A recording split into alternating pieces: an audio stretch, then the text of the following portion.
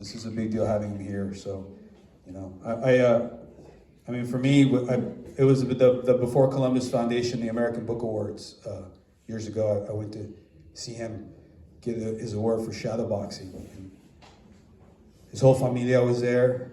It was beautiful, man. But ever since then, man, it's been like, I don't know if you all have this book or not, but this is my copy and you can't have it. But this is the one, man. These poems come off the page. They made me re-examine Rocky on a microscopic level, for real. Yeah, so it's a blessing having him here. And strangely enough, I still can't find his bio.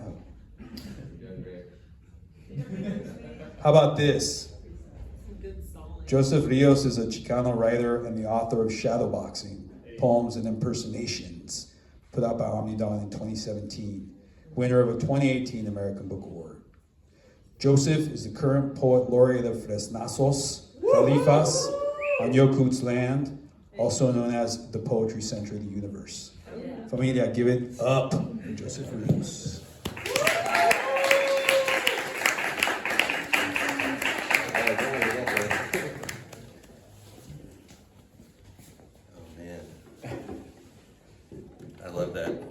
Jospeh always puts respect on Fresno's name, you know what I mean? It's a crazy place. Weirdly enough, well, at that Floricanto, I read at Floricanto. This is all going to kind of tie in because saw a little bit of the show over there, but I also saw Esther Hernandez, right? Who's legend. There we go. Okay, my bad. Esther Hernandez, right? Noted painter and but also from the Central Valley. So she's from a town, I believe, Porterville, which is a few miles away from Fresno. So to see her, it's like, oh, a legend, Chicana legend in art, but also just like sort of firmly rooted here on 24th Street and also from the Valley, you know. So it's, and at one of the Floricantos, she came to we had a Fresno reading and she came. So I saw her just now and I was just like, boom, like, oh my God, I saw her on the street. You want to yell like, Esther, you know, and it's like seeing a celebrity. And, but yeah, one of the Floricantos here, maybe a few years back, she must have saw that there was some Fresno writers and she came and sat in the audience, and I hadn't seen her in a very long time. I never actually had a chance to meet her, but so I was sitting up here in front and when I got up to the podium, she was like sitting like, you know, right second row.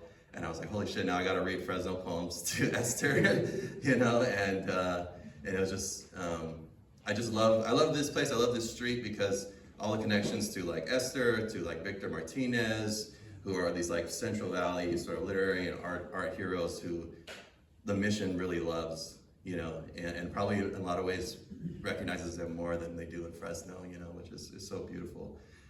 So I love coming here, and Jospeh does an amazing job here, just championing poets, and it's my favorite place to read. It's my favorite place to come and look at books. There's not a better bookstore I could think of off the top of my head, anywhere. I'll read some new poems. Oh, shit.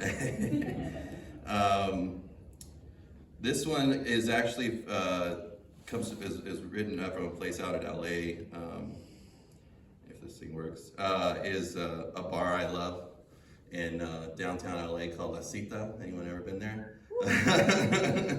It's got this famous party on Sunday afternoon where all these like senoras go, and it's like, that's the only time they put tablecloths on the tables in there, but they have this like live cumbia, live banda, live norteñas.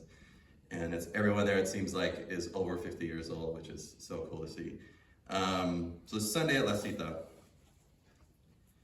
It's Sunday afternoon at La Cita, and I'm in love with the 60-year-old seamstress from Zacatecas, who smells like white diamonds and Aquanet. I'm fishing pitted green olives from my red michelada, like I'm plucking the bass strings or tickling the accordion keys under the steady flashes of the disco ball. It's Sunday afternoon at La Cita, and everything is red, which is to say, in love. The black, the white, the gray Tejana hats, the buckles, the boots, the rings on sausage fingers, the girdles, the chains, the anchors, the embroidered shirts, the chest hair, are all red and in love today, dancing to Los Tucanes de Tijuana. It's Sunday afternoon at La Cita, and I've already seen 3 of my exes. Even the hungover hipsters from Silver Lake gallop norteño style with 2 tias from Torrance, while a Vicente Fernandez type with an impeccable mustache fails to tame a Chicana with 2 left feet. I go out back where they're playing Morrissey, sharing cigarettes and garnishing Bloody Marys with bookmarks of bacon. It's Sunday afternoon at La Cita, and the shame from last night exits my body when I take a shot with a stranger who I've met probably once or twice already at this bar.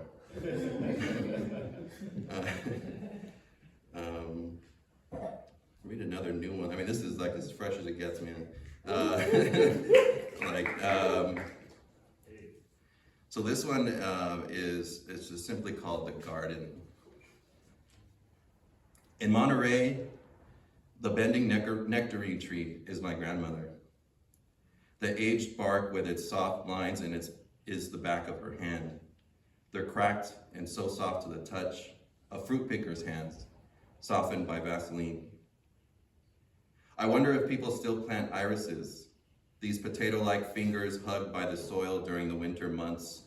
Uncle Delfino kneels on his hands and knees, or sometimes sits on a stool outside, surrounded by blooms after years of silence about the war. He wets a red handkerchief and lays it on the back of his neck. The garden holds its breath when the hummingbird rests on the Palo Verde. As the seconds go by, we wonder who they might be.